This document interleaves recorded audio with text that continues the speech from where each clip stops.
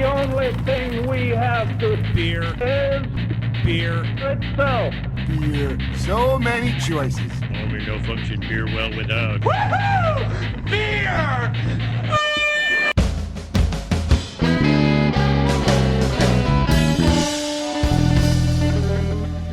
Hello and welcome to another episode of Beer Busters. We're going to bring the news and reviews of your favorite brews. I'm Dan Baker. I'm joined by my co-host and brewologist, Steph Hefner. and of course the demented and fermented Wayne Baker.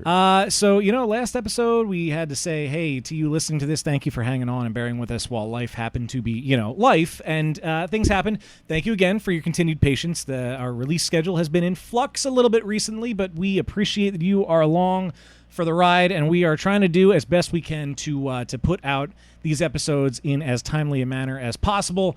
But not only is life for us, but in the industry, people are, recovering from the whole COVID thing and trying to get their businesses up and running. So we're trying to get to you as quick as we can with guests that we can, and we want to make sure we deliver you content that is worth listening to, and we appreciate your patience with all of that. I was going to say, if anything, if we have delayed episode releases, it might give some people a chance to catch up, because I know some of our episodes run a little long. Yep. So if you're behind in the catalog, having a little time between might actually be a good way to get back to present. Yes, exactly.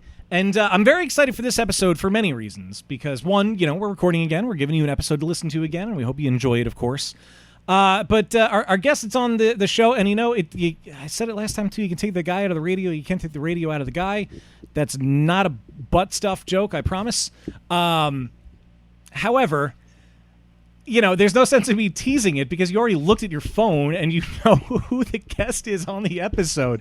If I'm not mistaken, I think this is your first time on the show, is it not?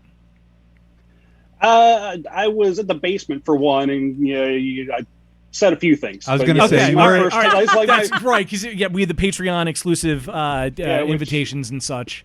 Yeah. But for those who are the uninitiated, you are Ryan Mills. Woo! And I've been told to intro you as a cool guy who knows a shit ton about beer. So obviously, yes, we knew you're a cool guy, and we know that you know a shit ton about beer. But thank you for finally joining us for your own featured episode that is very long overdue. Yeah, thank you. Of course. Yeah, so you're longtime fan and friend of the show, and we can't thank you enough for the support in every way that you've given it to us. And I'm happy that you're on the show for your own episode because you have a very storied history in the beer community. Your beer knowledge is immense, and I'm sure we're going to have a wonderful time, wonderful conversation with you. And we talked before we started recording about some of the gravity of the conversations that we're going to have tonight. Spoiler alert to you listening to this right now. But you're a very trusted individual, and I'm glad we get to call you a friend, and I'm glad that we can have this episode and a timely conversation with you about very important things. Thank you for being a friend. Uh-huh. Yeah, right. I also want to mention Brian, a patron of the podcast. Yes. You can become a patron, too. No guarantee you'll end up on the show. You never know. But patreon.com/beerbusters. Yes. Check it out. Well, we were about to go into some of the housekeeping as well. I figured that was a good segue. Yeah, that's one of the spots you can go to. That as little as $1 a month gets you access to all the behind-the-scenes goodies. You get, when we can safely do in-person recordings again, especially in the Beer Busters podcast basement. You may or may not be invited to such things. Patreon.com/beerbusters for those who do not want to shell out the cash. And, that's cool. Times are tough. It's okay. You can follow us for free on places like Twitter and Instagram. We're at Beer Busters. Facebook, we are Beer Busters Podcast. There's also beerbusterspodcast.com. Don't forget to add /shop if you want to get yourself or some other people some cool swag, because the holidays are coming up and you got to shop for people soon. There's probably going to be sales. I don't know. They tell me like a couple weeks in advance, so there's probably going to be sales, but I don't know yet. Or just spend your money now and throw caution to the wind. Yes. Also, masks available. A few months ago, I sort of happily thought, well, no one's going to buy masks anymore. Well, I was wrong. So if you still need a mask, you can get a Beer Busters mask. There you go. And, of course, there's also youtube.com/beerbusters podcast. Yes, Beer Busters podcast. I don't know why I had on to think YouTube. about that. How many times have we said this? Yes. And brand new, thanks to Kid Genius boy. from Chatty Monks, TikTok. We're on TikTok. We're on TikTok. Steph, what's our handle on there? I don't actually know. I think it's at Beer Busters. Just Beer Busters? Probably Okay, just cool. Beer Busters. Yep. Do you put an @ in front of it on TikTok? I don't even know. I'm trying, guys. Like Dan Yes. and I are trying to put content on there. I don't know that we're doing it Listen, right. to say you're trying way more than I am. This is like a 90-10 effort thing. This is 90% you, 10% me. 0% Well, that's me. usually how it is. No, I'm kidding. That's true. Well, that's not untrue.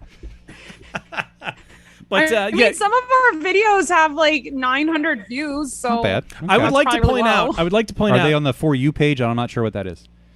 Is that a thing? Yeah, that's a thing. Oh, that's a don't thing. know. Okay, cool. God, this Young is people help us. welcome to Old People Try to Learn TikTok. I would like to point out though that the video that I posted of me covering up a certain sticker in a certain bar's bathroom was the quickest to get to 900 views. That was a good one. I did see that. Awesome, thank you. One of the 900 right here.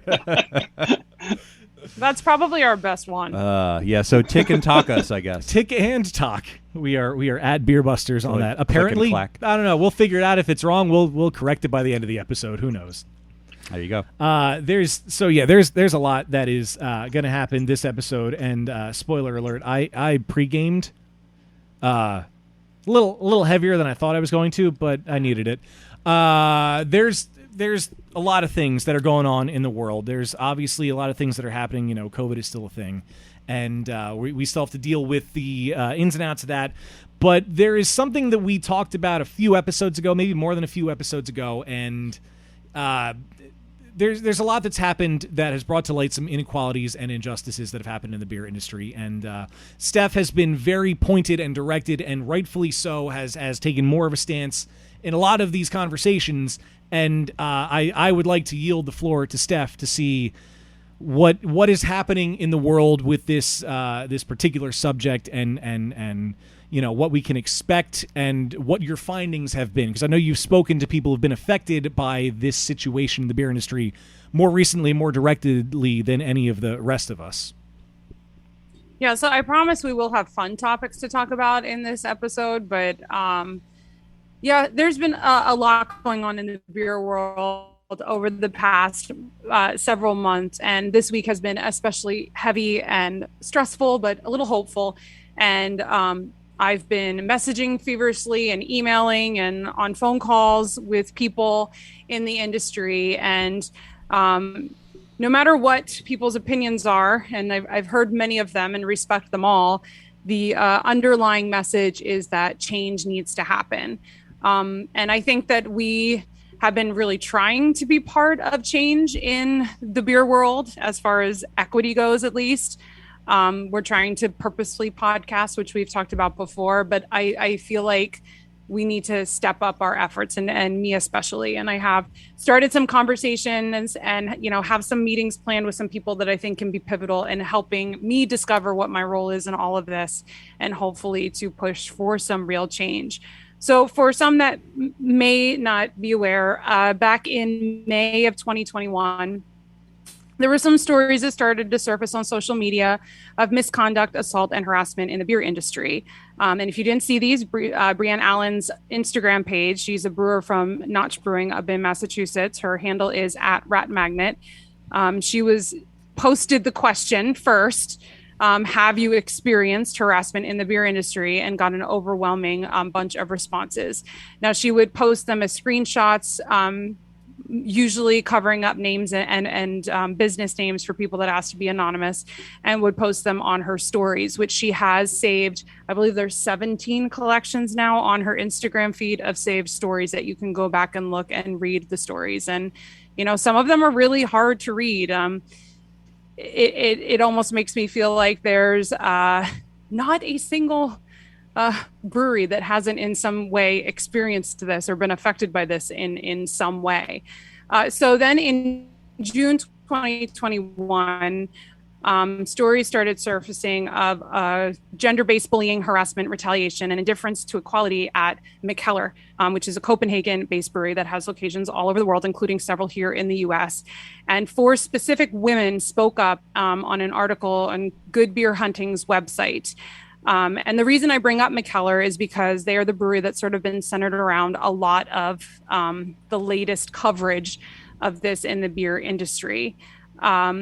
That same month, back in June, there was a collection of protesters that put together an art installation that appeared outside the Copenhagen headquarters of Mikkeller. And these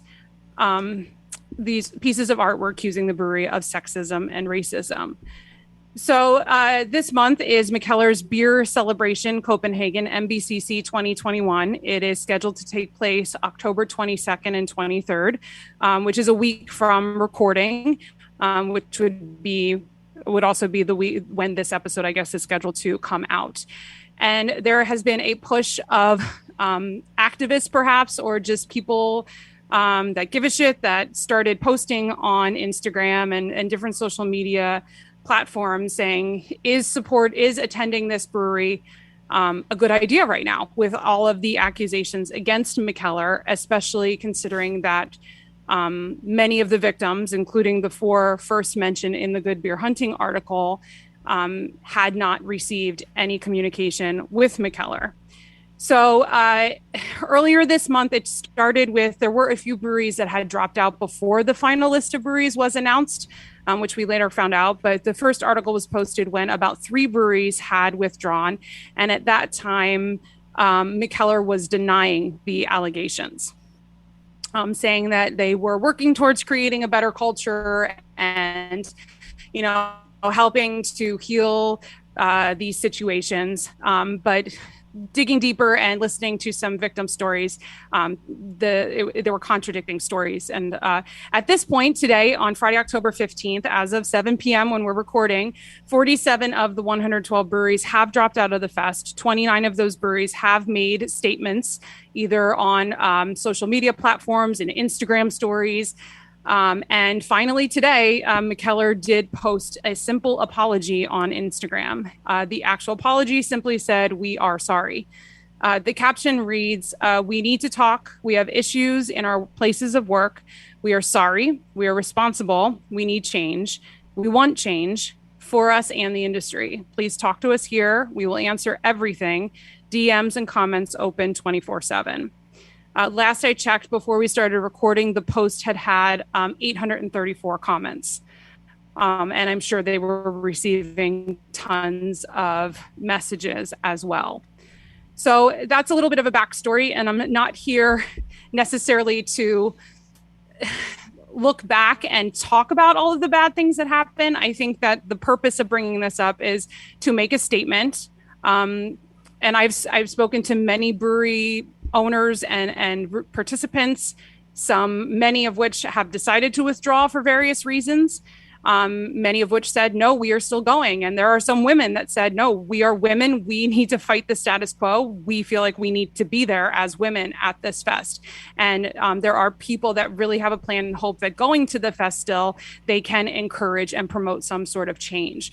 So I respect every person that took the time to talk with me, and I can't even imagine how difficult it is to make a decision and figure out where to go from here. But the overlying consensus was something needs to change. While right now Mikkeller is the spotlight because this fest is happening right now and because of all the allegations against them, this is something that is happening across our industry, and it does need to stop. So I guess the question is how do we stop it? How do we get equality for women and for minorities and for the LGBTQ community and just for every human being that is a part of this industry? How do we get them to have equality and to be treated fairly? And how do we create safe environments for everyone? How do we provide breweries with the knowledge to help people have a place to report things and then follow through and do something about it? There's so many questions that keep going on. So I started keeping a list of simple things that I think we can start doing for change, but obviously it needs to be much bigger than just us. But I think the first thing, which is why I'm going on this rant, is to educate ourselves. I think we need to be aware of who we are supporting, whose beer we are drinking, and we need to know what kind of people they are, whether we are reading articles or listening to people's stories on social media or even talking to other people in the industry. We're lucky enough that we know a lot of people in the industry, so we'll be like, hey, I'm going to this city. Who are the assholes in the city? Which brewery should I avoid? Honestly, but I also think that we need to vote with our dollars, which I've sort of said the entire length of us doing this podcast for various reasons, but I don't think we should be buying beer from companies that don't demonstrate the sort of values and the equality that we want to see in our world. I also think we need to have conversations with others, which is why I'm initiating this conversation here. And I'm sure we will talk about it in many further episodes. It's why I'm on the phone and scheduling meetings with other people. I think it's a conversation. We even sitting around a fire pit at Barley Mow last night, having a conversation with our beer friends about it. It is something we need to be comfortable talking about with other people, especially people that are somehow connected to the industry, even if they're just consumers. And finally, the other thing I can think of that immediately we can do is speak up. If we know that someone is a victim or someone is being treated unfairly, whether we witness it and we're waiting in line for a beer or we hear about it, we need to speak up, and we need to make sure that something happens. A lot of breweries are now creating codes of conduct that they are posting on their websites. They're posting in their breweries, and I think that's a great first step. But I think we need to hold everyone accountable as well. Yeah, I think so. That's my start. No, then that's a very, very good sort of backstory as to where we are at this moment and ideas moving forward. I do think part of the things that your bullet points are some of the things that thankfully are happening. And I think one of the things is just awareness, the fact that this is out there, because the more people who see other people coming forward, the more people feel comfortable coming forward with their own stories. That's what we see happening. Also, the respect and consideration if people want to talk but be anonymous, that's being respected. And with the Mikkeller Fest, the fact that now 47 breweries have pulled out, many of which have stated why they've pulled out. And like you said, others who have decided not to, not because they agree with what's happening, but because they kind of want to be there to confront it directly. You know, the fact that that's in the zeitgeist is a good step. It's the idea that now, when, like you said, when you're in line at a beer fest, if you see someone, you know, assaulting, harassing, or just being a general dick to someone, you know, whether it's, you know, because they're a woman, because, you know, for whatever reason, that the collective conscious is moving towards, like, everybody's like, that's not okay, away from the state of, like, you know, you just kind of like ignore it and it's like, you know, boys will be boys kind of thing or whatever. We have kind of started to approach that point where I feel like the consciousness amongst beer consumers, especially the ones who pay the most attention to the industry, is shifting. And the majority of people, the majority of people in the world, I think, are decent people. The majority of people in the craft industry are decent people. But there's now this collective awareness that, like, okay, we've kind of ignored this, or we were ignorant about it, but it's no longer okay.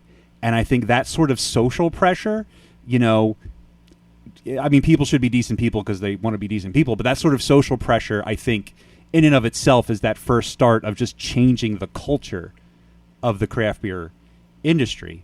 And I think that's what's happening with all these conversations now. It's sort of bringing that out into the light, and the industry itself is just becoming more diverse, and that's forcing these conversations to happen. It's forcing people to confront these issues.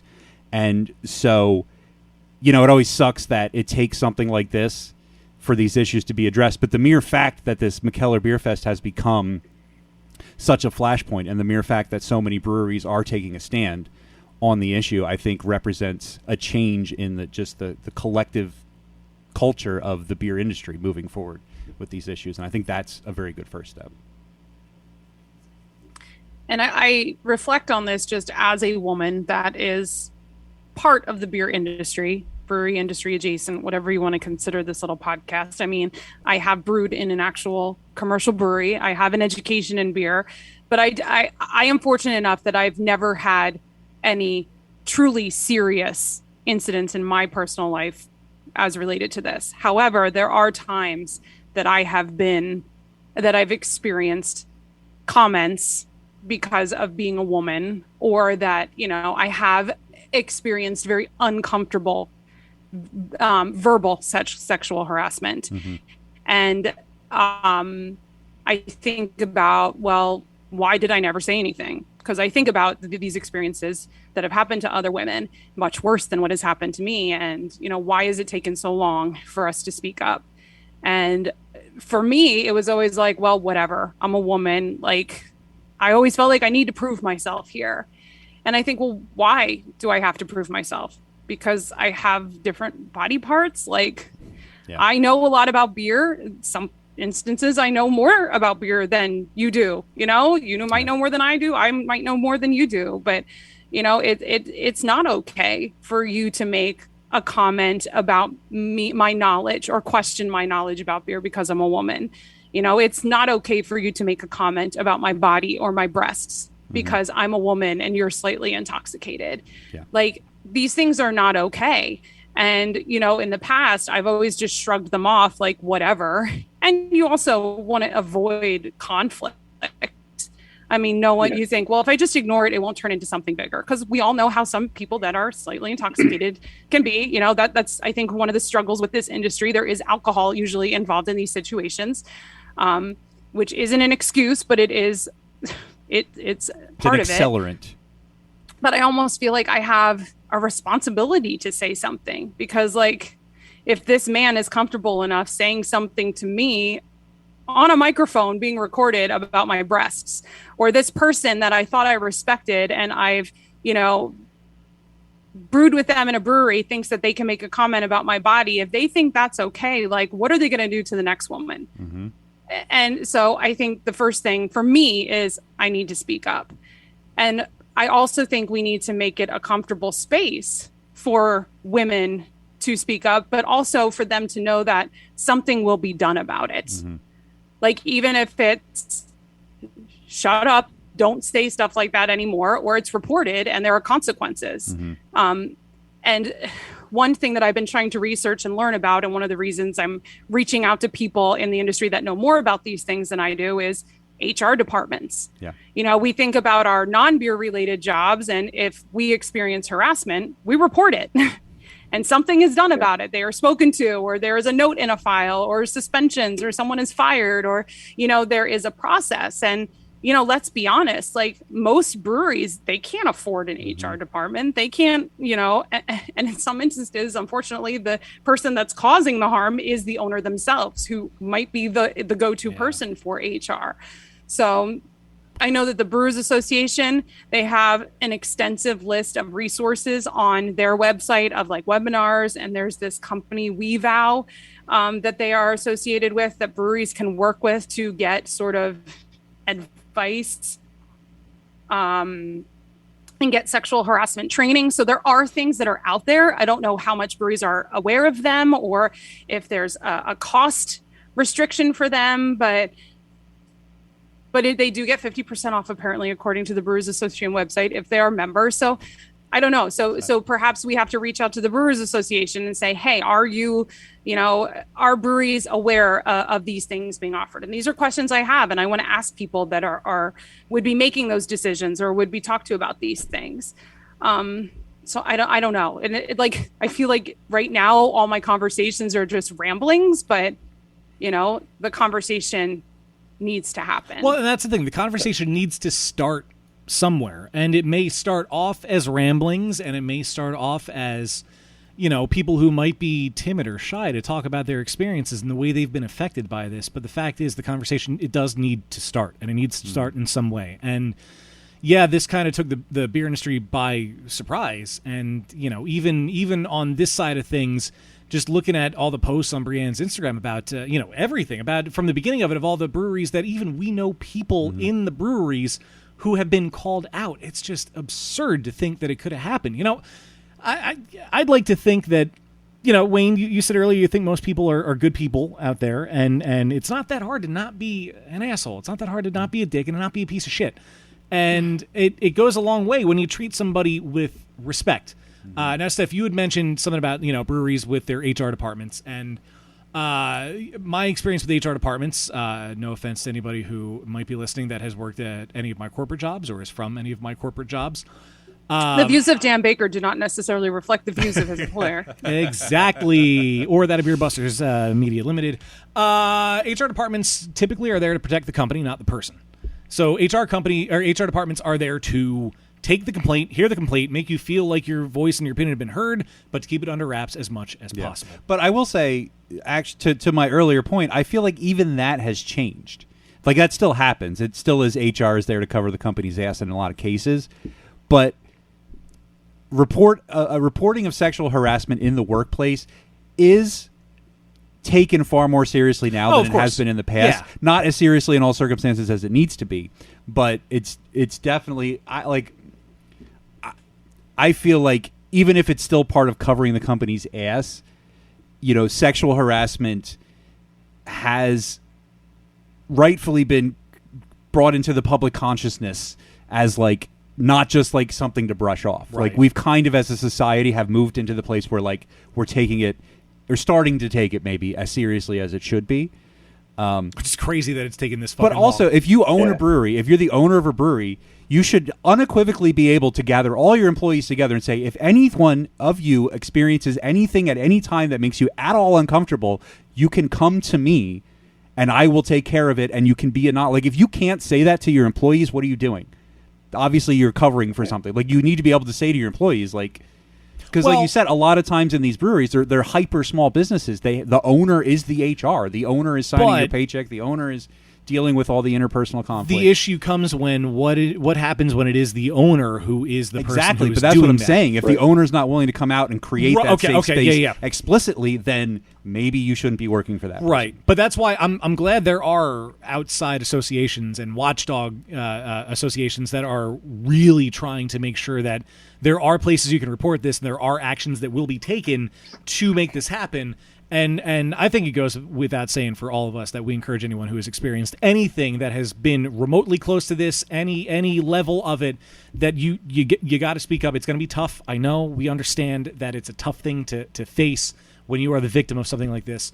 Please find a way to speak up so this conversation can keep happening, because it's big. It's huge. It's a thing that needs – there are changes that need to happen, and this is how the changes will happen. And your voice and your experience and your stories will help further the conversation, further the change that does very drastically need to happen. And it's I mentioned it earlier. There are breweries that we know people involved that have been called out. There are people that we know who have been name dropped in some of these posts and these stories, and it does kind of go to show that it could be lurking around any corner almost. And it's a shame that we can get to that. It's a shame that we can say that. But part of that, I really hope encourages and strengthens anyone who may have been affected by something like this to come out and speak it, because there are people who are hiding in plain sight who have done terrible, awful things and treated people very, very poorly, and it just goes unnoticed and it goes undealt with because they feel like they can get away with it. They can't. They shouldn't. They won't. They will not get away with this. And I feel guilty.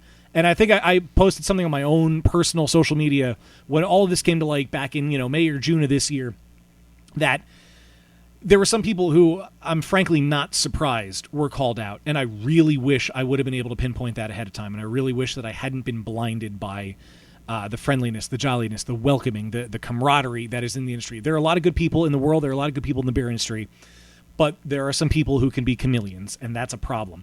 And I feel guilty that I didn't see it, and in retrospect, there are signs. Hindsight is always 20/20, but don't say 20/20. Please just don't say 20/20. Hindsight is always perfect vision. But it's another thing that goes to show again, like there are people out there who are going to try to get away with it because they think they can and they think they can hide, and they can't and they won't and they shouldn't, and that is up to all of us to hold everyone accountable.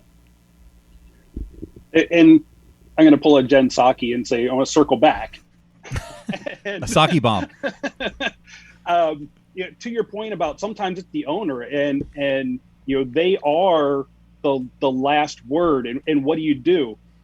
Over the summer, I know there was, and I was trying to look it up real quick and didn't find too much information. I know I have the app on my phone. It's called Not Me. But if you search for Not Me Brewers Association, it's an either anonymous or you can report it under your name reporting tool, and it will go to a third party to assist you with whatever that situation is that you're reporting. Oh, okay. Yeah, that's a really good tool. So I have referred that to a couple people now.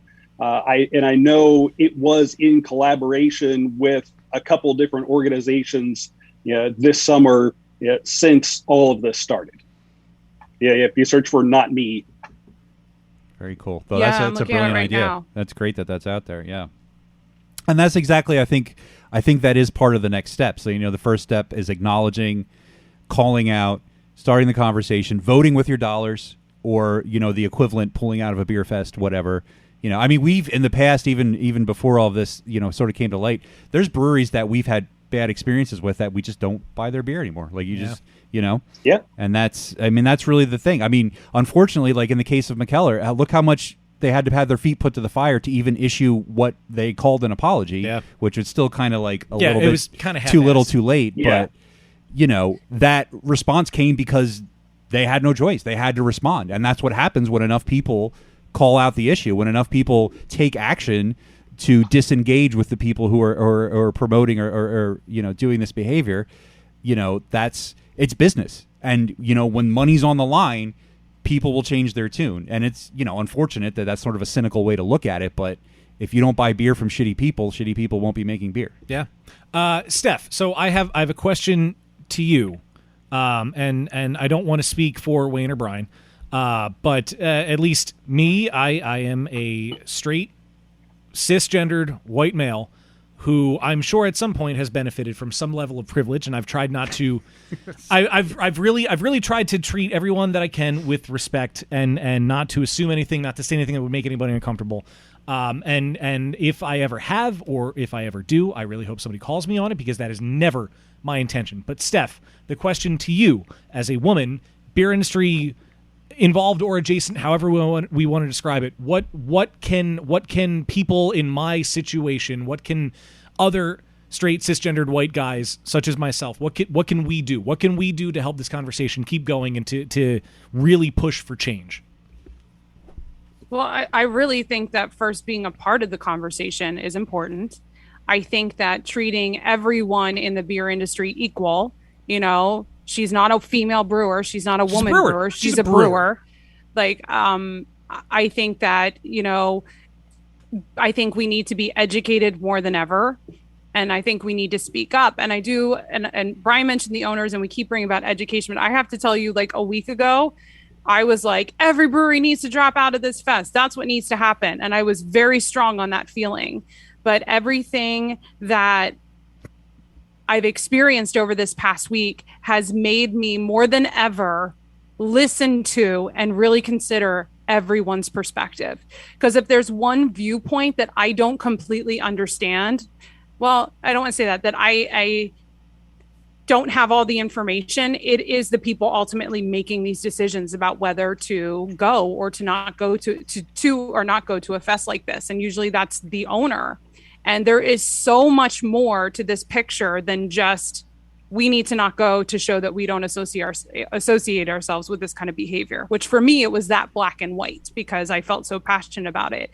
But because of the gracious people that have taken the time to talk to me, either on the phone or via email or through messages, some of which were several pages long, just opening up and being honest to me about all of the other factors behind something like this and all of the other ways this affects their business and their employees and how they felt that going or not going would be part of moving forward and could or could not be part of the change. Like, I have become so educated, but my head is also spinning and I'm super overwhelmed.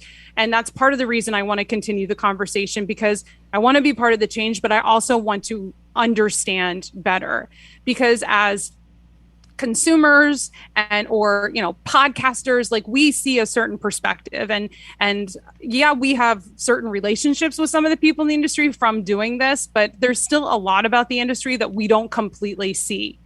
And I really appreciate those owners or those individuals at these breweries that are making these tough decisions. And what I'm learning is insane. So I think, it's speak up, but also don't expect the response to be what you think the right response would be.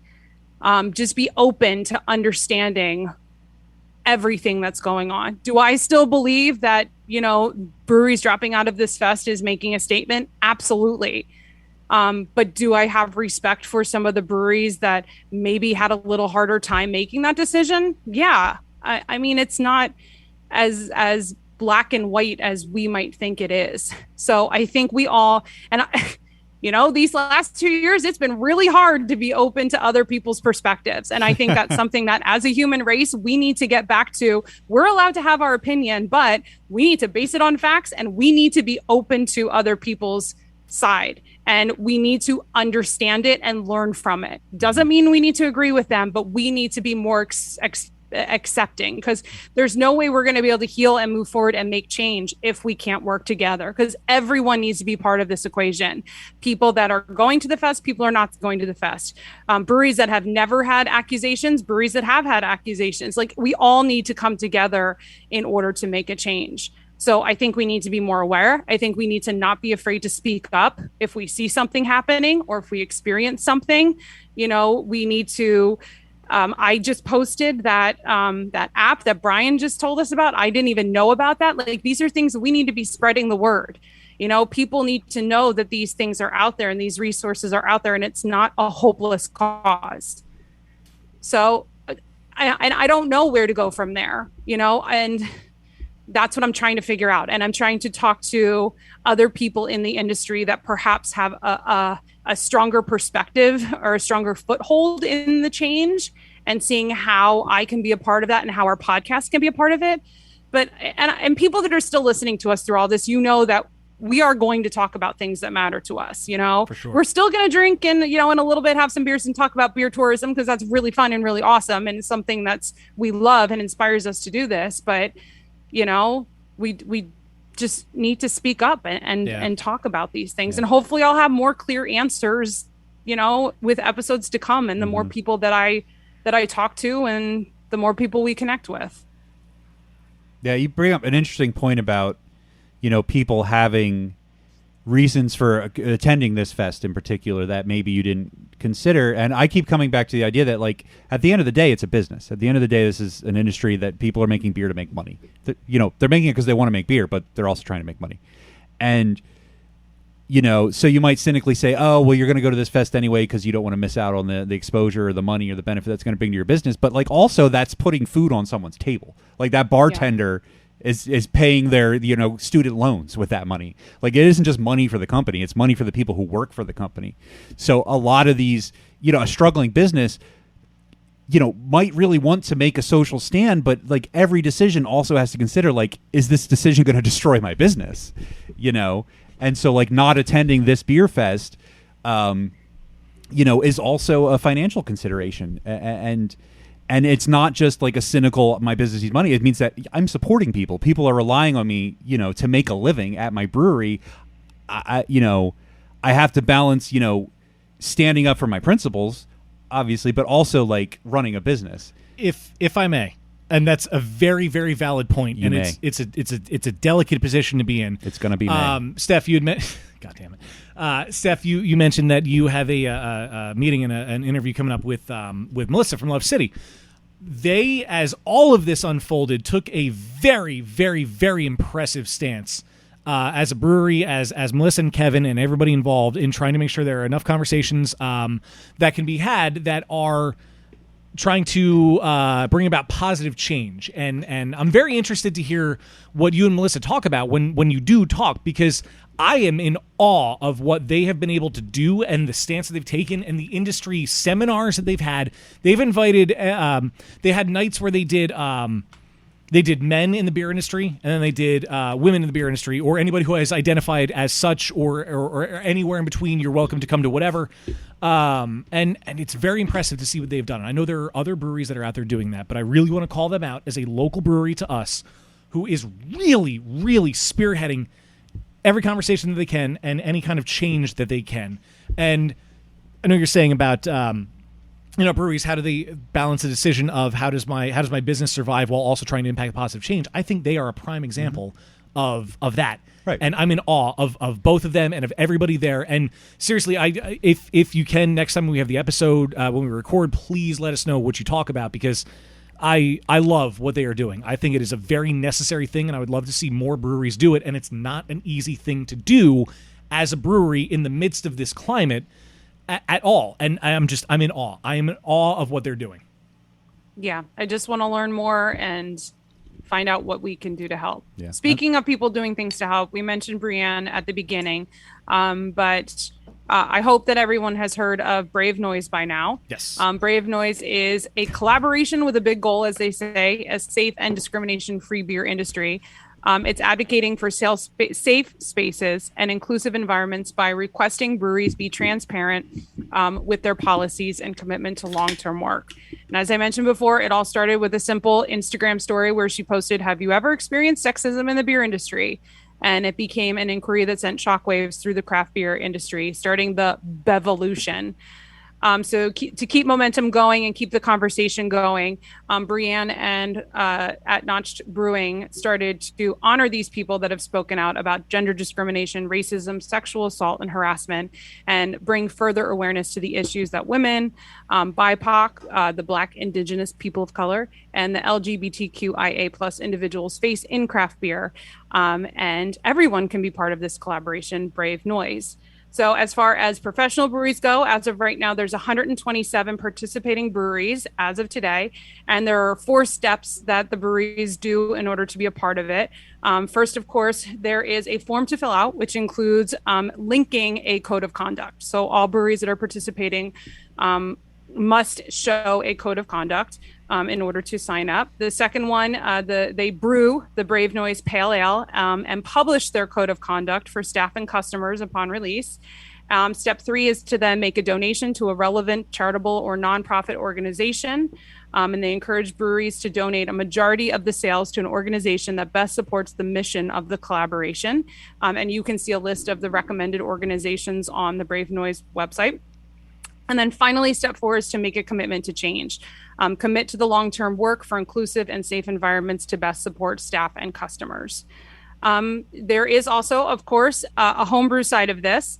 The SoCal Cerveceros, I did take a lot of Spanish. I hope I said it kind of right. The Homebrew Club Yes. and industry professional Jen Blair worked with Brave Noise to develop the homebrew recipe. And during our pre-roll, we found out that Brian is brewing this beer, and he and his homebrew club will actually be serving his Brave Noise Pale Ale at the Autos and Ales event coming up. So, Brian, why don't you tell us a little bit about that? Yeah, so like you said, there is a homebrew version of this. You can go to the Brave Noise website and sign up as a homebrewer to participate. You get access to the recipe, some printable materials. So yeah, I'm brewing it tomorrow. I made a couple little modifications to the recipe based on what I had at home. But the main hops are Sabro Mosaic, which is an awesome combination. So tomorrow when I brew that, I got about 2 weeks till Autos and Ales. So it should be plenty of time for that to get done and serve at Autos and Ales. And I've been wanting to brew this for a little while. It's been out for a couple months, and I didn't want to just brew it and post on my social media that I brewed this. I wanted to try to make a bigger splash with it and something more impactful. So when the club decided to do Autos and Ales in Hershey, the beginning of November, I was like, that's perfect. I will brew this beer. I can serve it at the event with a little sign that says what it's about, and kind of help spread the word. Very cool. I love that. And that made my heart so warm when you told us you were doing it for Autos and Ales, because that's perfect. So you're not just brewing it, but you're brewing it to share it with other people, and hopefully it will spark conversation. And that's, I think, what this is all about, brewing it to bring awareness and to talk with other people. And that is amazing. So Autos and Ales, you said it's in Hershey, right? Where is it at the Auto Museum in Hershey? Yeah, the Antique Auto Museum, just north of Hershey on Route 39. There's a bunch of breweries there. You get to spend time in the museum, hanging out, checking out all of the breweries are spread out throughout the museum in amongst all the car displays. Yeah. Yeah. I've done it before. It's pretty awesome. So, there's usually a bunch of people there, and, my hope is just, if I put the sign up, with the name of it, and, a little bit of a description, maybe some of the people will come and ask some questions about it. Mm-hmm. So what do you plan to say to random 55-year-old white guy who is kind of drunk and comes up to you and says, "Oh, brave noise, what's that?" Mostly kind of the message that Steph was explaining a little bit earlier. Go over the points of what it's for. To try to get rid of this pervasive harassment and inequality that's been in the brewing industry for a while. And I'm sure I'll get through to some people. Some people might not be as receptive, but hey, I don't care. I'm going to tell them what it is. Mm-hmm. Well, and Dan, and I think we have to be careful too, because we're talking about that we need to look at people in the industry equal. Like, right, yeah, and that's the thing. I brewer. was gonna say, no offense to anybody who is a 55-year-old white guy. I think we have to look at our consumers the same way and not group them. I mean, we've used the phrase, "Oh, the white guy with the beard and the cargo shorts." I mean, we've been saying that jokingly for quite a long time, but as Brian really, I think we need to stop it, because not all white guys with beards are, shitheads, not all white guys with beards wear cargo shorts. God damn it. Well, no, but I think we need to give people credit, and we can't discount their ability to care about this and not assume because they look a certain way or dress a certain way or are a certain age or of a certain ethnicity that they're not going to understand this. I mean, there will be people that will come up and be like, "What is this?" because they honestly don't know. Mm-hmm. And hopefully, people will at least take a moment to listen and leave there knowing what it is, if nothing else. But, it does go both ways. And I know we've done it for years. We've all done it, kind of making jokes about stereotyping certain types of beer drinkers, based on the kind of beer they like or the way they look or dress. But, if we're expecting people to treat people in the industry, as equals, I mean, it goes both ways. We need to, all of us as beer drinkers are equals as well, even despite what is in our glass. Yeah, I in fact, especially over the last year and a half or 2 years, I've tried to use my stereotypical look to my advantage. I am the white guy with the beard. I'm wearing a trucker cap. So yes, I do have a certain look, and people assume that sometimes they can come up and say things to me, and they're sometimes surprised at the response they get. Yeah. And I have been trying to use that to my advantage and kind of blend in and then go, no. Yeah. Well, and I think that kind of speaks to what I was saying earlier about like the social change and like the idea of what's okay, is if it's like, this dude looks like me. This dude, like, I get this guy. This is my kind of guy. Like you said, the beard, the trucker hat, like, and just being like, oh, this is my kind of guy, but he also like says this is bull. Like, it gives people pause when it's someone you identify with calling out that behavior. I think it's much more impactful than someone you don't identify with, because then they're just attacking you and they like whatever. Yeah. But if it's your friend or somebody you respect saying, "Hey, dude, that's not cool," that's, I think, cuts much deeper, and I think that's very important. I've told people several times that one of my vehicles is a Dodge Ram truck, and when people see the back of it, they sometimes get a little confused. There is hunting stickers, there are Harley stickers, there's an equality sticker, and it just blows their mind. They're like, 1 + 5. Wait a second. Do you also have the balls that hang off the hitch? Hell no. Good. Good. There is a line he will not cross. But that's actually, like, I think that just raises a good point of just like not stereotyping people in general. Like, just because you like assume a certain person is a certain way because of one passing glance at them, like, that's not usually not true. Yeah, there are a lot of pieces and parts that go into making up a person. Yeah, exactly. That's very true. Exactly. That being said, if any stranger sees me on the street, you've probably pegged me correctly within the first 5 seconds. Well, Dan wears his heart on his t-shirts. God, fuck you. Damn millennials.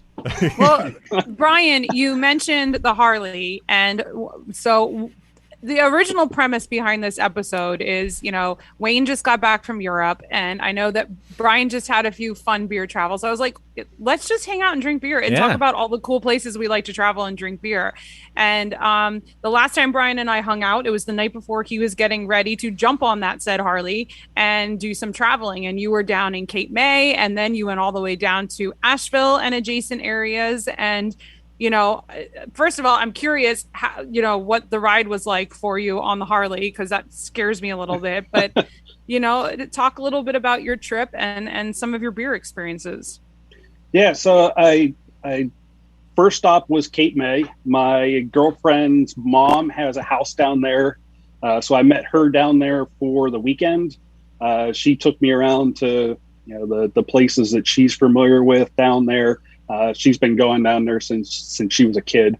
Of course, we went to Cape May Brewing. Her mom's house is not too far up the road, maybe like 2 miles, 3 miles, something like that. So we went and hung out at Cape May Brewing. Then did another night at Mud Hen, and I forget what the third one was off the top of my head, but. Yeah, that was essentially a weekend. Monday morning, I got up and hopped on the road again and went down to Asheville. That was a long ride on the bike. So from the time that I took the ferry from Cape May to Lewis, and from the time I got off the ferry to get to Asheville, should have been about 9 hours. It ended up taking about 12. Oh. I rode right into Tropical Storm Fred. Oh, no. So there were times on the highway that we were doing about 35 miles an hour and I could barely see the car in front of me. Jeez. Oof. So, yeah, I had planned just a single day in Asheville on the way through to my sister who lives in Knoxville. Mm-hmm. And the tropical storm was still going on the next day. So it kind of changed my plans on the fly. There's a lot of breweries in Asheville. So indeed. So rather darn, than I have to spend a second night here. Yeah. Well, yeah, it was still just a day. But I couldn't go to some of the places that I wanted to go to. Like one of the ones that was big on the list is called Zillicoa. They are north of Asheville, and from everything I hear, make fantastic lagers. And their place is right along the river with picnic tables. And how does that not sound good? Yeah. Unless there's a hurricane. Right. So that wasn't going to happen on the bike. So instead, early afternoon, I caught an Uber downtown. I was staying right on the edge of town in a hotel, and went to Burial Brewing and sat there, ate some lunch, drank some beer, read a book. Eventually the rain let up a little bit and I was able to run around the corner real quick to Green Man, and again sat there for a little while reading a book, drinking beer, and eventually the rain stopped and walked down the street to Wicked Weed Funkatorium, had a couple more beers there, and somehow after all of that managed to walk back to the hotel. Now, in that part of your story, I think of two things that I love about traveling for breweries. First of all, the fact that a lot of cities now, there's so many breweries that you can walk within some of them, and Asheville's sort of one of the original for having so many in one place. But it's really awesome when you can, especially if you're staying in a hotel just outside of town, because it's a lot cheaper and it saves you Uber money, that you can walk around. But the other thing you said, Brian, that, and for our listeners, just so you know, he has AirPods in and literally I love it. He just got up and walked around to get another beer. It's like, yeah, I can still hear you. Yeah, that's right. He's Yeah, still of course. We know he's still involved in the conversation. Keep talking. I'm assuming getting another beer. We can see the dog bell, but Dog's like that. it is kind of funny. But how you said that you just sat there and ate something and read a book, visiting. Some people like to go to the beach to just sit and relax, but really a brewery can offer that too. I don't want sand between my toes, but I'll sit at a picnic table outside of a brewery. And now I usually prefer to try to socialize with some of the local with someone. But if there's nobody interesting around, I think reading a book for a little bit or listening to a podcast could do as well. But they are great places to just sit and relax. And isn't that what vacation is all about anyway? Absolutely. Yes, I agree. And I have to expand on that point for a second, because one of my favorite brewery moments, and it wasn't even traveling, it was here in Philly. I went to a brewery and I had a notebook with me, and I just I was writing. It was when I was trying to when I first decided I was going to try to do comedy and stand up and whatnot. I took a notebook with me to a brewery, had a couple beers. They had a basketball game on the TV, and I just started writing shit, and it was a great memory. So just you can do these things. You can go places even if you're by yourself and just enjoy yourself where you are. Take it all in. Do something kind of creative. Read a book. Write. Whatever you're gonna fucking do. Enjoy it. Enjoy it for what it is. They're also good places to meet up with people from out of town. Yeah. So whenever I'm traveling and I'm in a city and I know someone that I've known from a previous part in my life happens to live there, 90% of the time our meetup point is a brewery. I mean, some of them do end up working at the brewery, and that makes sense too, but maybe not. But they are great places because it's not like a restaurant where you feel like you eat your meal and you feel like you got to get up and go. A brewery is a place that you can just sit and chill and hang out and relax. It's like the beach for people that don't like beaches and want to drink beer. I literally just made this connection. Better than meeting at a closed hotel. I knew you were gonna fucking say it. I knew it. Yeah. Oh, geez. Now, Wayne, you have a slightly different experience, which I am really excited to hear about. You recently were in London and Paris, literally recently. That's the reason he didn't pre-plan a game for this episode. But we may still be able to pull something together here. No worries. But we'll figure it out. What was that like drinking? I mean, I have not been international in 10 years now. 2011 was the last time I was in Germany, and it makes me sad that it's been that long. But I'm curious to hear about your beer experiences over there. Yeah, I actually didn't drink a ton of beer a lot of the times we were the days we were there. There was one day though that I do want to particularly highlight because we set aside a day just to go to some breweries. So we learned about this neighborhood in South London called Bermondsey, which is really cool. It's very trendy and hip, but not in a pretentious way. It's a cool, there's markets and there's, all kinds of, there's breweries and all kinds of things. But there's what they call the Bermondsey Beer Mile, and it's all along this rail line. There's just, 5 or 6 different breweries and then a couple of other little shops interspersed in. So we took a trip there and just kind of walked. We started at this market that kind of is at the top of it. The really cool thing is the whole thing is this giant, it's 8 rail lines in parallel in this giant bridge that has these huge archways, all throughout it. And what they've done is they've bricked up the archways and turned the archways into retail spots. Oh.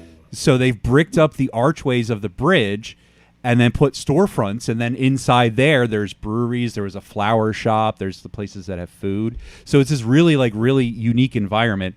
And I'm really bad at keeping records, so I've been scrolling through my pictures in Instagram to remember exactly where I went. That's so not you, by the way. I'm scrolling through my pictures on Instagram. Yeah. Well, So what not is Wayne. very like me is not keeping track of what I'm doing. I just do it. But I did want to mention a couple of places we stopped that were super cool. We went to the London Beer Factory. Was the first place we stopped there. Now, the thing about this that I'm kind of disappointed is they apparently are really known for sours and wild ales. But my stomach was not in a good state that day, so I avoided those beers.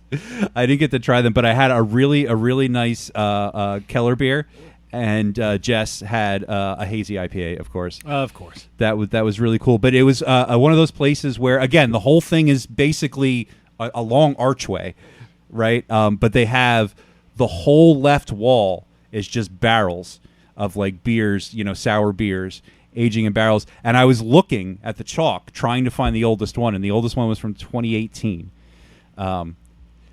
That was super cool. The next place we went to, I was trying to find the name of this place because I posted it on Instagram, and I don't see the post on Instagram anymore. I think Instagram deleted it. I think it was called Billy Frank's.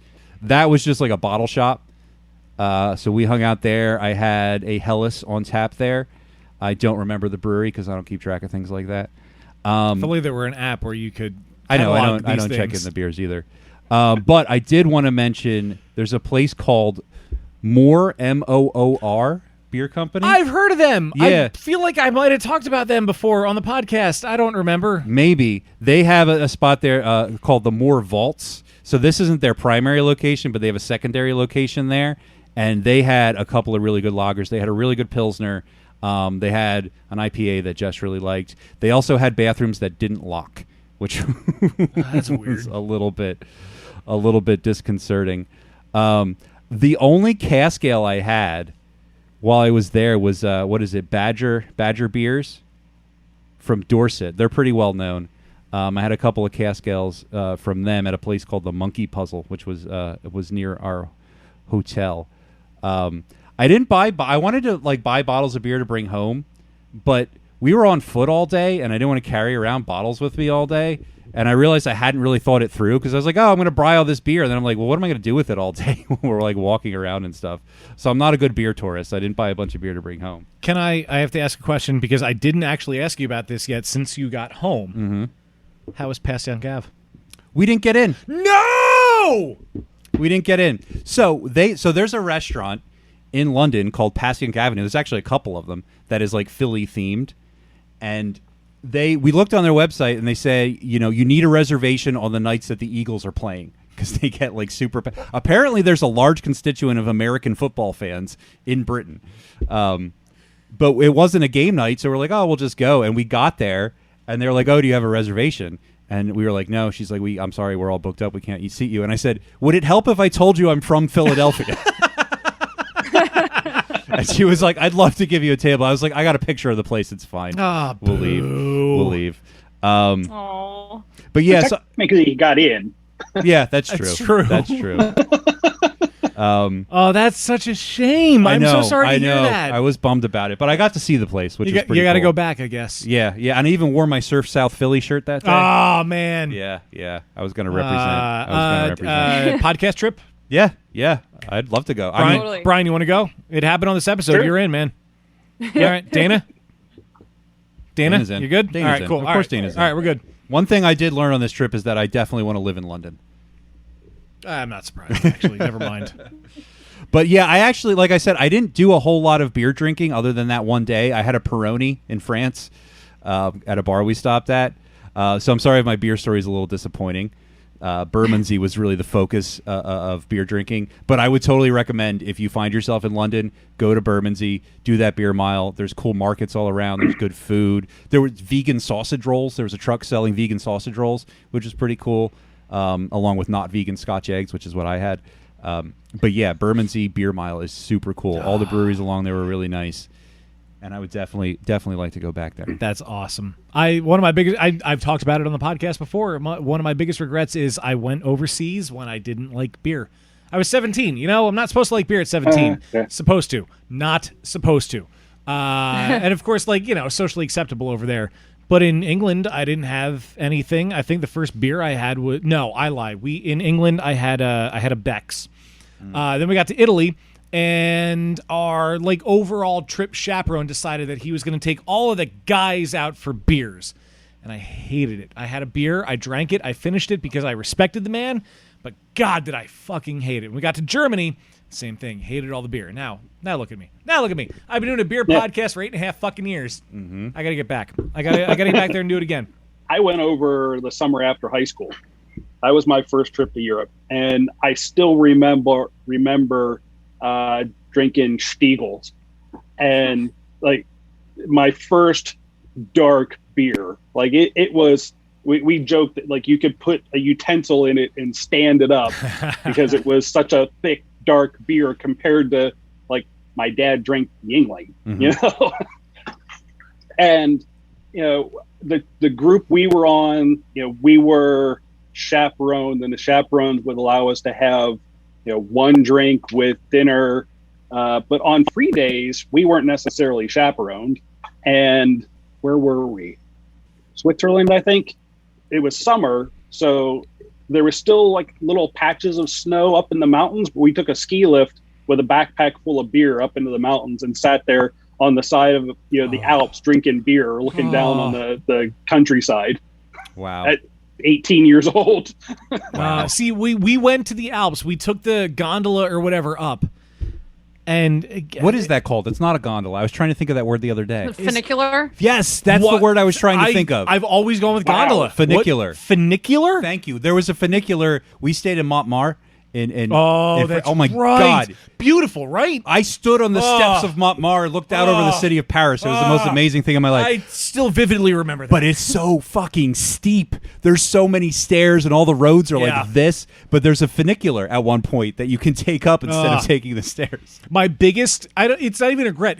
Not regret. It was a thing that we couldn't even control. We took the funicular up to the Alps, and it was super foggy. We couldn't see anything.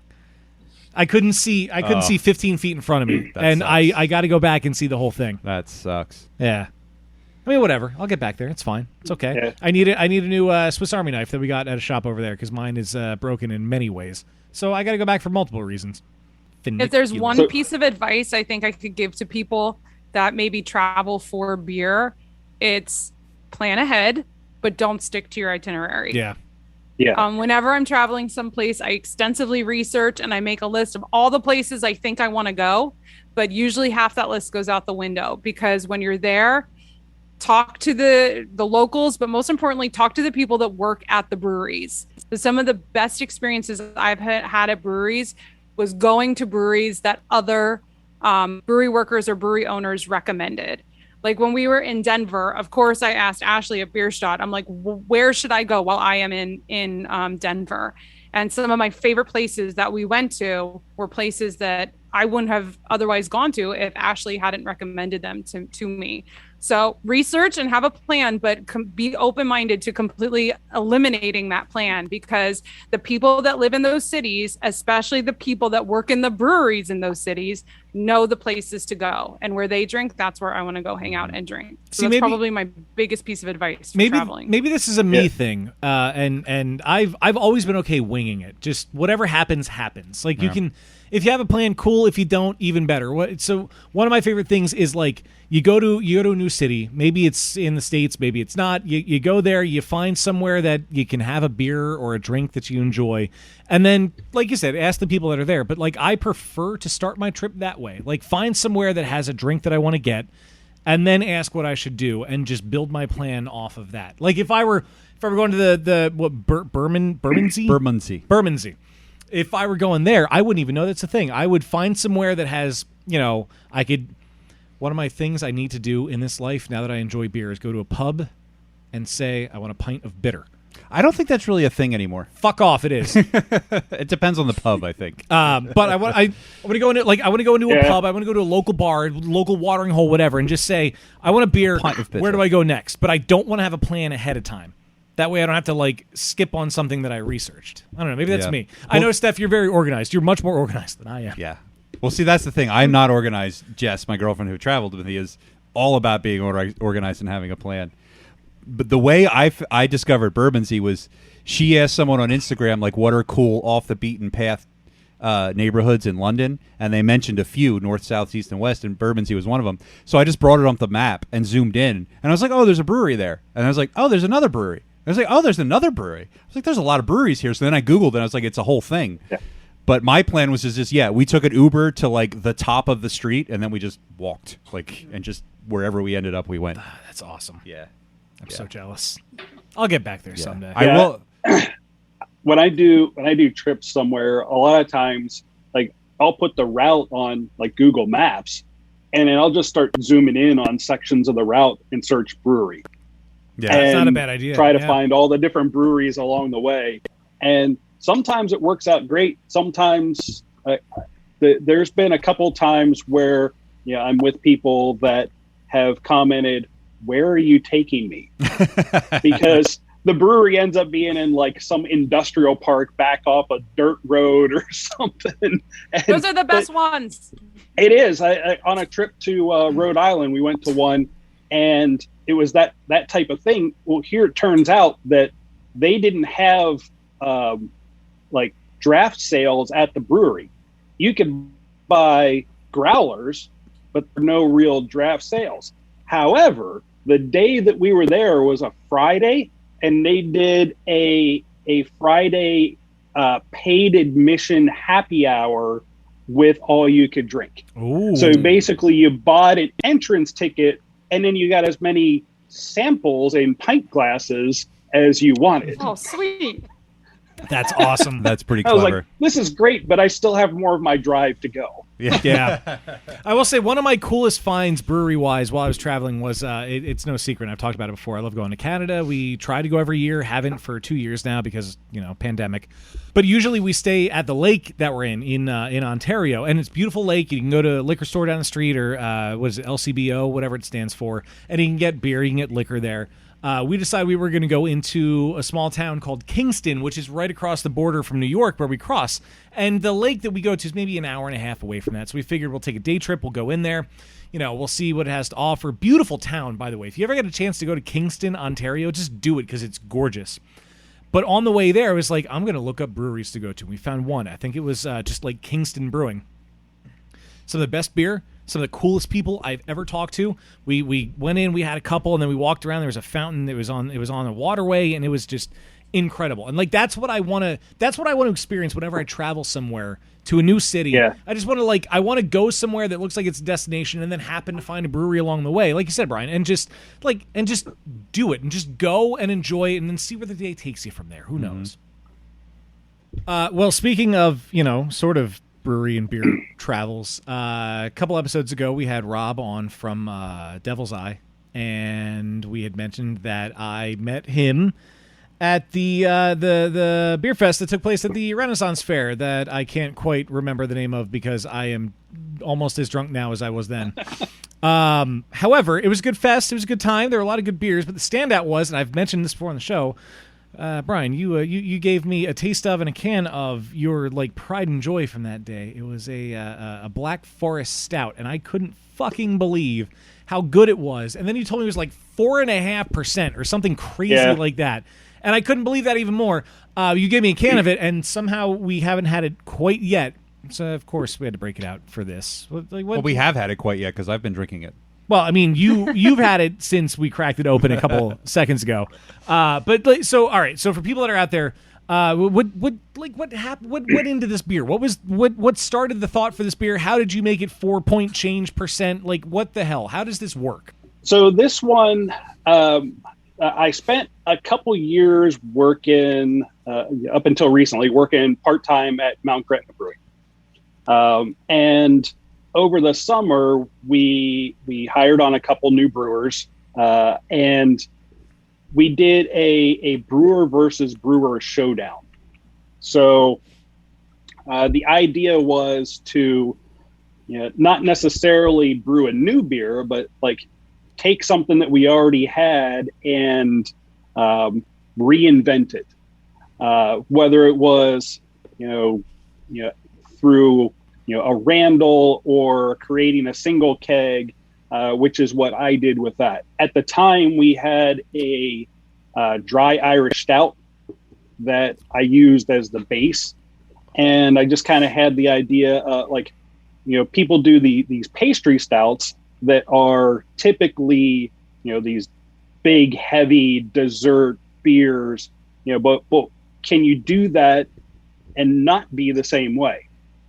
So this dry Irish stout, is similar to a Guinness, and take that, and I had some sour cherry syrup, some chocolate flavoring, and I sat there at the bar one night with a flight of beers and a spreadsheet, and I was dosing individual glasses in the flight until I got the combination I want of sour cherry, chocolate, and vanilla. And then, of course, because I had it in the spreadsheet, did some simple spreadsheet math, figured out what that dose would be for, a sixtel, and created that one-off keg that ended up going on to win that particular brewer versus brewer showdown.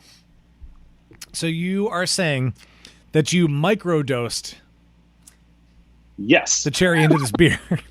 Wow. pretty much. And then recently I made another batch at home. So there's about 2.5 or so gallons sitting down in the basement right now, Dan. I remember you telling me that you were brewing that, and I was very jealous. And I may need to find a way to steal that some of that from you. Yeah, so, well, I can make it again. That batch is going to one of the people I work with. Her family has some sour cherry tree. I think they have sweet and sour cherry trees. She gave me 14 pounds of sour cherries. Whoa. So in addition to like the cherry syrup, it also sat on some of those cherries, and that is what I have of that beer is being bottled to go back to her. Oh, that's awesome. Very cool. If it helps, you may remember this from the pre-roll. My keg that's in this kegerator over here is now officially kicked. So I do need to replace this keg with something. Well, I mean, I have a full keg of bourbon vanilla porter. God damn it. Of course you would. Son of a bitch. You know me too well. That will also be at Autos and Ales. You saw. So I should go to Autos and Ales, you're telling me. I still have a little bit left of my Black is Beautiful homebrew that was aged in a bourbon barrel with coffee. Oh. This beer is very nice. It is, and you wouldn't believe it's 4 point. No, what was it? 4.3? Is that what it clocked in at? 4.5, I think. Five was It was like 4.5. Yeah. All right, so it was 4.5. All right. The one I made at home, I got down to like 4.2%. How? Wow. How in the fuck? The yeast ate less sugar. That's how. Oh, No, obviously it's but like, still just as dry. but how does it have this much flavor, well, this yeah. much body? Like I would expect something like this to be like 9% at the minimum. You're a madman. It's. I mean, some of that's probably the flaked barley that's in there that gives it that mouthfeel.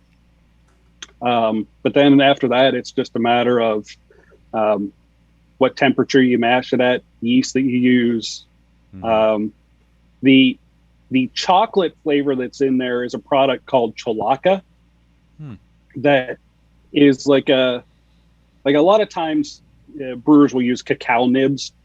So this is based on, it's a product that uses cacao nibs, I think, but then is like a highly concentrated syrup almost. Wow. I thought Dan was going to whip out some cacao nibs. I was like, do you have a cacao nibs on No, the shelf? but my question, and I kind of want to experiment with it, and you're allowed to veto this as the guy who brewed this. How would you feel if I threw some Chipotle cacao bitters into this? Go for it. All right, we're doing it. You do you, man. Yeah. I haven't gotten to use these bitters yet, and I got them a couple of weeks ago. I do want to say what I like about this beer is, one, the low ABV. Yes. For what it is nice and refreshing. Also, it has the qualities of like a pastry stout, but it's a lot more drinkable than a lot of pastry stouts I've had. It's not like overwhelming. Like I can usually get through like an ounce or two of some of them, and I'm like, okay, that Right. was good. It tasted good, but I've had enough. I'll try it. I'm going to drink a little bit more without it first, but I'll try it. But yes, you got that like that nice candy pastry chocolate cherry flavor, but it's not super overwhelming. I can drink more of it than I would have expected had you described the beer to me beforehand. Yeah. I mean, as a commercial beer, you want people to drink it. Yeah, I mean, not just a 4-ounce sample or whatever. Mhm. Drink a pint, maybe have another one. Yeah. That's kind of the idea. Yeah, that's kind of the whole point, right? Steph, you would be proud of me for what just happened. Yeah. This is now Sorry, I was posting on the IG. No, that's about fine. This podcast episode. This is a very, very, very like mole Black Forest stout Oh, now. all right. Oh, I'll did try you it. add the bitters? I did. How and much it's, did you add? 3 or 4 dashes, give or take. Is that what you call them, dashes? It didn't pour as it didn't dash 3 or as 4 much as I thought it would, Kardashians. but it worked and like swirled Give or around a take. little bit. That's too many. I got it on my nose. I can't smell things without my nose touching them. I do that all the fucking time. It's like I don't know how big my nose is. Oh, that's So if you ever feel like making a mole version of this, Brian, it works. It works. I support I a mole do have version some- of any beer. I do have some chili peppers. Maybe I'll take a little bit of that one I have and There we add go. some chili pepper to it. There it is. I have more than a few chili peppers if you're looking for Go donations. figure. I believe that. They're just producing peppers like crazy right now. Yeah. Well, dare I ask, because I feel like we all have a fresh-ish pour of beer, and this is one that I don't want to chug. Shall we play some kind of game? I think we should. Okay. Before we get to the game, Okay. I would like to make Good talk. 2 recommendations for podcast episode title. Okay. The first is A Flight of Beers in a Spreadsheet. And the second is I have more than a few chili peppers. Just wanted to put that out there. I put both of those down. But anyway. Perfect. This is what you came here for. Cheers, Internet. Video. Hold on, you have to hit record on the screen. Recording in progress. Recording is in progress. Don't even know how to do this anymore. I don't. Ba-ba-da-da-da! No, that's the wrong song. Cheers, Internet. And welcome to Happy Fun Time Games, the podcast trivia segment that is always thoroughly prepared.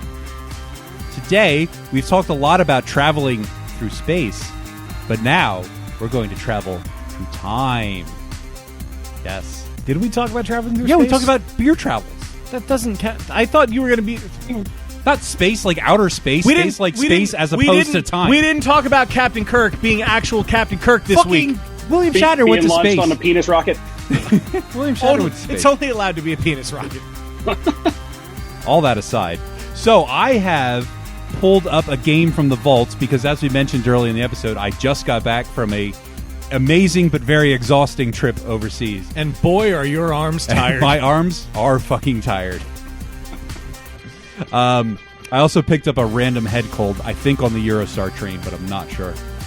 So I didn't prepare a game for tonight's episode. So at Steph's suggestion, I have dug into the Beer Busters vaults and pulled up a version of everyone's favorite game, Libation or Fabrication, from the halcyon days of 2015. And I'm going to read you the intro that I wrote for that game back then, now. 32.8% happy, 47.2% fun, 17.3% fermenter... Can't say that word. And 12.7% beergication. Sodium benzoate added to preserve freshness. That's right. It's time to come on, get happy, and go play, have fun. We return today to one of my favorites, a game we've played previously a lot, in which I deviously attempt deception and test my comrades' perception of some dubious contentions. Jesus. With righteous tenacity, they'll judge my veracity. A continuation of the beergication of the Beer Buster Nation. It's time to play Libation or Fabrication. Didn't we also get a cease and desist over beergication, or am I imagining No, that? it was just fermented wrong. Okay, gotcha. Anyone who's delved into the world of craft beer will know there are some strange, humorous, and outright absurd beer names out there. I've scoured the interwebs, right back then, to find some of the oddest, and I've invented a few myself. Disclaimer, some of the fake beers in this game might now be real beers. I don't know. Oh, I'm going to fact check these. Don't you worry. You should. Your mission is to tell the difference. Dan, Steph, and our guest, Brian, not what it says here, obviously, will go ahead. Good audible. Yeah. What episode was this from? Who was on it? I'm not going to continue that Never mind. statement. We'll go head to head as I list the names of myriad brews, and they try to determine which one are real libations and which are my own fabrications. Myriad. Is it myriad brews or myriad of brews? I always thought Both are myriad. acceptable. Are they both acceptable? Both are acceptable. Okay, that is good to know. Thank you. There you go. I love the confidence in that answer, by the way. And I believe Oh, it. I have been through that conversation more than once. Oh, boy. So, yeah, you know how this game works. I'm going to tell you the name of a beer. Everybody's going to guess if it's real or fake, or if it was real or fake in This 2015. is the worst version possible. I know this is really bad, but we're going to do it. Was this real 8 years ago? Who Yes, knows? who knows? All right, Dan, you're up first. Jesus. As is usually the case. Our first beer, is it real or is it fake? It is called Imaginary Lager. Am I playing by then rules or now rules? We'll decide that at the end. God damn it, that's not fair. Real? Who knows? Dan's saying real. I don't know. I feel like it's real now in 2021. It's got to be. Maybe. Nothing matters anymore. Steph, what do you think? I'll say real. Steph saying real. Dan saying real. Finally, Brian. I'm going to go fake. Oh, Brian going fake. And in 2015, you were correct. Oh, 2015? I thought it was 2013. No, this is 2015. All right, so only My 6 fact years. checker says it's still fake. Still Oh, fake. what? Was fake, is fake. It says it right in the fucking name. It's imaginary. That's true. Moving on to our next beer of the game, and Steph is going to guess first on this one. Our next beer is called Scary Jesus Rockstar. Oh, I remember you talking about this one. Real. Steph is saying that's real, Brian. Scary Jesus Rockstar. I'm going to go fake again. Brian going fake once again. Finally, Dan. Oh, real again. Oh, Steph and Dan going real. Perhaps a little bit memory creeping up from the old days because it is, in fact, real. I was going to say Evil Twin, but apparently it's not. No, it's Dark Horse Brewing Dark Company. Horse. Yep, in Marshall, Minnesota. It was a one-off. And my fact checker says it is still real. It is still real. It was a Once real, always real. 6.5% American Pale Ale. The commercial description reads, Pale Ale brewed with plentiful amounts of apricots and chamomile. A collaboration beer with Chef Cletus Friedman of City Provisions. So there you go. Most folks will never lose a toe, but then again, some focal. Some focal. Like Cletus, the slack-jawed yokel. The slack-jawed yokel. Brian, you are up to guess first. And our next beer of the game is very appropriately called Groundskeeper Spilly. Let's go real. All right, Brian is saying that is real. Dan? I'm going to go fake. Dan's going fake. And finally, Steph, we got split opinions. Is this a reference to something? Groundskeeper Willie, Simpsons, Simpsons? the What? red-haired Irish guy. Everybody knows who Groundskeeper Willie is. Are you allowed to? Well, breweries use names like that all the time. Okay. Well, Dan is literally the biggest Simpsons fan I know, and if this was a real beer, I feel like he would know about it. And he said fake, so I'm going to say fake. All right, that was not a good strategy God because damn it is in fact real. It is. There's a lot of them. I'm sure there is. This one at the time was a 7.2% Scotch ale from 6 Point Brewery, which is in Brooklyn. I mentioned then and will again that I included this one for Dan. Thanks. The commercial description for this beer reads as follows: the Spilly emerges with a plum and spice palate, rounded out with a kiss of caramel. Subtle peat smoke finish coupled with pepper, hop. What? Coupled with pepper, hop? Sure. Leads way to a palate. I don't know. It's copied and pasted. Leads way to a palate cleansing raspberry sorbet. There you go. Groundskeeper Spilly. Actually, a real beer. Moe's Tavern Brewing has also brewed it. Oh yeah. Was that part of the pop-up shit that they were doing at different malls? Because they did that at the Springfield Mall, which makes Says sense. It's in Springfield, Cleveland, Ohio. Moe's Tavern Brewing. Nothing good is in Cleveland, Ohio. Drew Carey's from Cleveland. I like Drew Carey. Is he actually from Cleveland, or is that just where the show was set? Oh, I thought he was from there. No, I think he's actually from Cleveland. Yeah. And he's the Price is Right guy now. I like the Price is Right. I have a Rock and Roll shirt Hall that of I Fame? really like that I got Yeah. in Cleveland. I got Rock and it Roll at Hall a of cute little boutique clothing store. So that came from Cleveland. Cleveland rocks. Cleveland Rock. I mean, Great Lakes is in Cleveland, right? And Ohio! they make Yep. Edmund Fitzgerald Yeah. Porter, which is arguably one of the best porters ever. They also have a really awesome market in Cleveland, actually. It's No- this gorgeous No historic offense building. to the people or the town of Cleveland, Ohio. I apologize for my transgressions. It's a lovely place. I've never been. I was there once. We've gone around the horn once, and we're starting over again with Dan for our next God beer of the fucking game. damn it. Is it real or is it fake? I don't know. This beer is called Meat Whistle Imperial Stout. That sounds fake. Dan is saying that is fake. I'm going to regret that. I'm going to say real. Of course. Steph saying real. Ryan. I'm going to say real, though it probably shouldn't be. Real though it shouldn't be is the correct God answer. damn it. It is in fact real, but probably shouldn't be. It is 11.2%. A boozy American double. It's from Magic Hat, which is in South Burlington, Vermont. It is a bourbon barrel aged in Heaven Hill bourbon barrels. A one-off brew from a few years back, which at this point is many years back, was recently brewed again this, quote, year, as in 2015.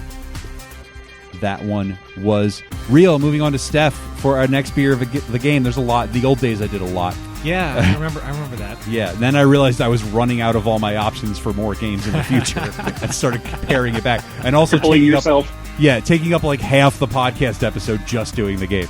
But our next beer of the game, Steph, you are up to guess first. This one is called Peter Piper's Pickled Pepper Pale Ale. Is that real or fake? Real. Steph is saying that is real with authority. Brian? Real. Real. Finally, Dan. I feel like I remember that being real.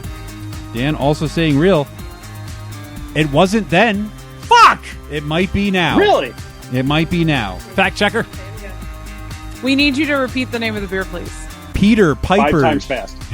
Peter Piper's Pickled Pepper Pale Ale. Peter Piper's Pickled Pepper Pale Ale. Peter Piper's Pickled Pepper Pale. I can't. Peter Piper's. Oh, that's pretty fucking close. Is there one that's There's close? Peter Piper's Pickled Pepper Purple Peated Pale Ale. Oh, that's even better. That's even better. It's from Moondog Brewery. It's a smoked beer in Australia. All right, well, since it doesn't matter either way, since you all guessed the same, you'll all get a point for that one. Because it changes absolutely nothing. That's true. Absolutely nothing. Alliteration and peppers, presumably of the pickle persuasion. But it's not. Well, real. and their title was even better than yours, so we earned that point. That's true. That was a better title. We earned that point and it changed nothing. It It was change. more It was more alliterative than yours. There were more words, yes, with P's in them. Moving on, and we have come to Brian to guess first on this beer. Our next beer is called Marketing Ploy. Is it a Stickman beer? Sounds like it. That sounds real. All right, saying that is real, Dan. I'm going to regret this, but I'm going to say fake. Oh, Dan saying it's fake. Split opinions again, Steph. Real. Oh, 2 reals and a fake, and the reals have it. Damn it! It is, in fact, real. It's from Three Floyds, because of course it is. It's a 6% American Pale Ale. It is retired, no longer brewed. It was a collaboration between Peace Brewery and Three Floyds. It was brewed for the 2000 World Cup to drum up interest for their respective outfits, hence the name, Marketing Ploy. I'm surprised there's not more breweries that use that name. That's a pretty good name Yeah. for a beer. Mm-hmm. Well, I've heard of market research. Yes. Yeah. We've gone around the horn again. God damn it. We've come back to Dan for what is it? our penultimate beer of the game. Hey, mercifully. Mercifully, thank the gods. It's almost over. We're almost there. We can get through it. Dan, is this real or is it fake? This beer is called Cat's Piss. I will clarify. It's spelled Katzpis. See, you had to clarify, didn't you? I'm still going to say fake. Dan is saying that is fake, Dan. Or Steph. Whatever your name is. That's a big slip. Real. Steph saying real, and finally Brian. Real with Simcoe hops. Yeah, obviously, right? It is, in fact, real, yes. God damn it. So let's find out, because I don't know. I haven't read these notes in 7 years. It's from Evil Twin, which is in Brooklyn/Denmark. 6.5% American IPA. Dry hopped with Nelson Sauvin, Simcoe... What? Sorry. These notes were not meant to be read verbatim. I am just now realizing. These are just sort of bullet points. So, yes, that's what it is. It says, Simcoe hops smell like cat piss, ? Parmesan cheese / vomit. And then it says Bell's Hop Slam. 6 hop varieties in the kettle. Dry hopped with Simcoe. There you go. Bell's Brewery Director of Operations, John Mallett. Apparently he said, is this from Bell's? No, it's from Evil Twin. It smells like your cat ate your weed and then pissed on the Christmas tree. I mean, that's cool. Moo, stay away from my weed. We don't have a Christmas tree. Don't be on the Christmas tree. All right, so we are about to embark upon the final beer. Thank fucking Christ. Of this misguided endeavor. But we're going to add up the scores real quick to see where we stand. And I got to tell you, I'm a little surprised. Because with 6 points, this isn't what I'm surprised about, by the way, I should clarify. In the lead with 6 points is Brian. Thank you. Doing very well. Right behind with 5 points is Steph. What does shock me is that Dan is at the bottom with only 2 points. Do you happen to have the score from when we played this? No, because I printed it out and wrote it down. Yeah, so I don't know. I mean, I would love to know. we could go back and listen to the episode. I'm not going to do that. You can. So, as is tradition, we're going to let Dan go last because he's in last place. With 0 chance. Yeah, with no chance of even tying, but whatever, that's fine. Brian's going to go first because he's in the lead, and then Steph, and then Dan. Our last beer of the game. Brian, is it real or is it fake? It's called Unicorn Killer. Oh. Real. Saying that is real, Dan. I thought I went No, last. I'm oh, next. Steph. Dan Sorry. goes last. Dan goes last. I knew that. Steph has to say fake. I mean, yeah, I guess I mean, it's a sad name. I'm going to say fake just because of strategy, and I don't have any other choice, but I have a feeling it's probably real, but I'll say fake. Dan, it doesn't matter what you're going to say, but tell us anyway. I'm going to say fake because I don't know if the TTB would be on board with something saying killer. Well, apparently in Sawyer, Michigan, they are. Fuck you, Michigan! Because it is, in fact, real. It's from Green Bush Brewing I'm no Company. longer welcome in Cleveland, Ohio, or the entire state of Michigan. If it makes you... They also make a version with habaneros. There you go. If it makes you feel any better, it's a pumpkin ale. Oh, never mind. That makes me feel so much worse. Dan almost spit his beer out. 7.4% apparently, which is pretty big. So we've previously had Blood of the Unicorn in this game at that point. That was from Pipeworks, right? Yeah. My notes here say I'm not sure what craft breweries have against Unicorn. How do you remember that? They have a whole line of unicorn beers at Pipeworks, and they're some of my favorite can art. That's why I remember it, because they have Ninja versus Unicorn, which is one of the most badass beer cans, I think, in my opinion. Okay. Why are you looking at me like that? I don't know. Quick update. It just occurred to me that I'm going to have to do a patron list in a moment, and I don't have one in front of me. Well, one of them's on the show. One of them is on the show. Why is my... There we go. Brian, what Files. clip do you want me to try to find for when we say your name? Oh, there you go.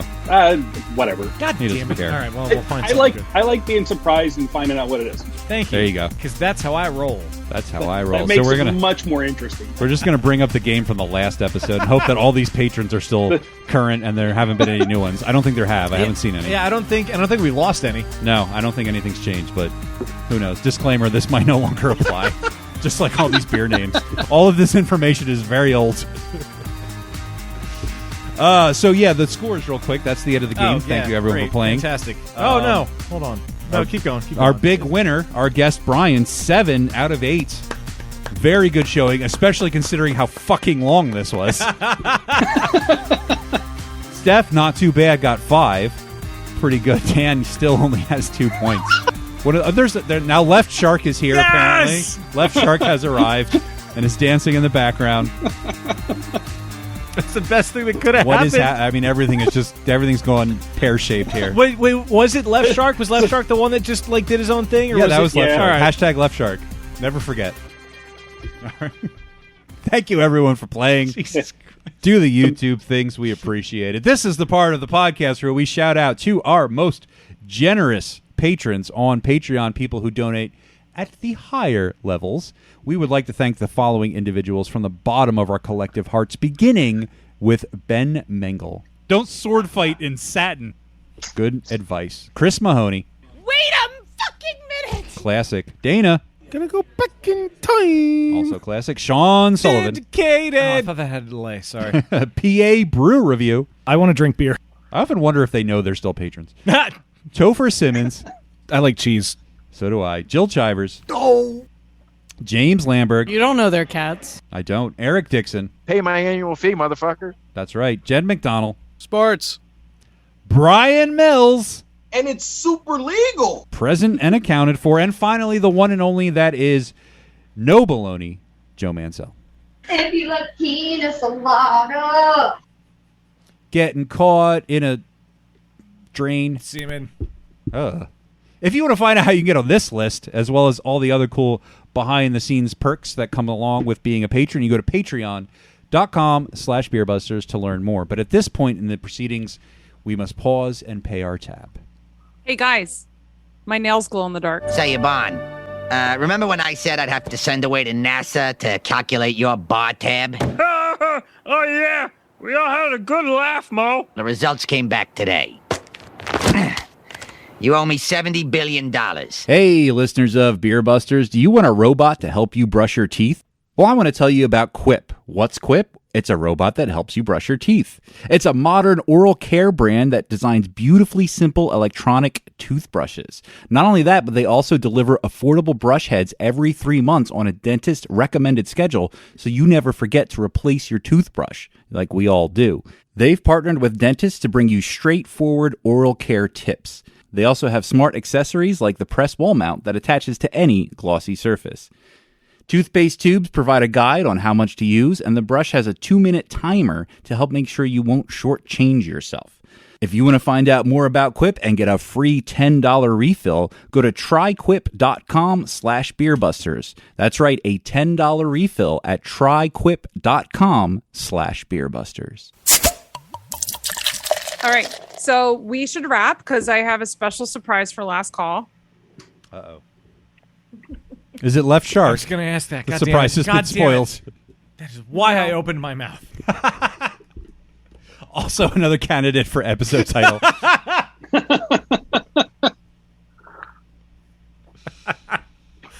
Oh, shit. Well, this was fun. Yeah, it was. Yes, it was. We started off with some heavy conversation. We did. It was necessary. It was still, I don't want to say enjoyable, but poignant, enlightening, and engaging. Productive. Yeah, productive. And then we moved on to some fun, and we had it thoroughly. That is typically where we end. Yes. I mean, that's where we go. That's what we do. It's what we do. Well, we're gonna have more fun. It's obviously. just the people that don't pay us. This is the end of their. This fun. is the end of the fun, but our destination is always fun. That at one point you started with news back in the day. Yeah. And we did tonight, didn't we? Yeah, we certainly did. We did. We certainly did. I just took over that role. There's still a sound clip for that, right?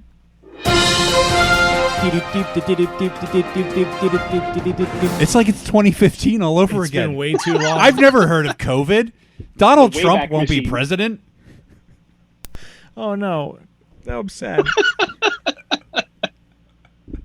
He's just that guy from Home Alone 2. Brian, thank you.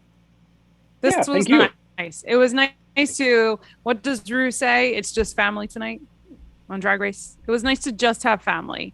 Even Brian is family too. Yeah, good for I your would say people. so. I would say so.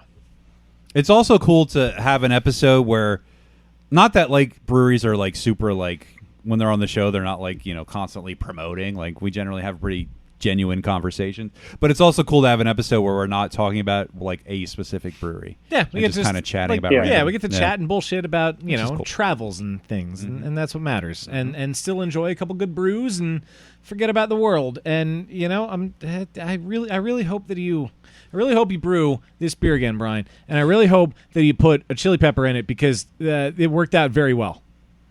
I think that'll be a regular one in my homebrew arsenal now. Nice. And not only that, but I have several 2.5-gallon kegs. So what I've been doing and what I did with the one that I just brewed, so I brew the base dry Irish stout and then put half of it in one keg, normal dry Irish stout, and then the other half made the Black Forest cake. Nice. So I have 2 different beers from one brew. Nice.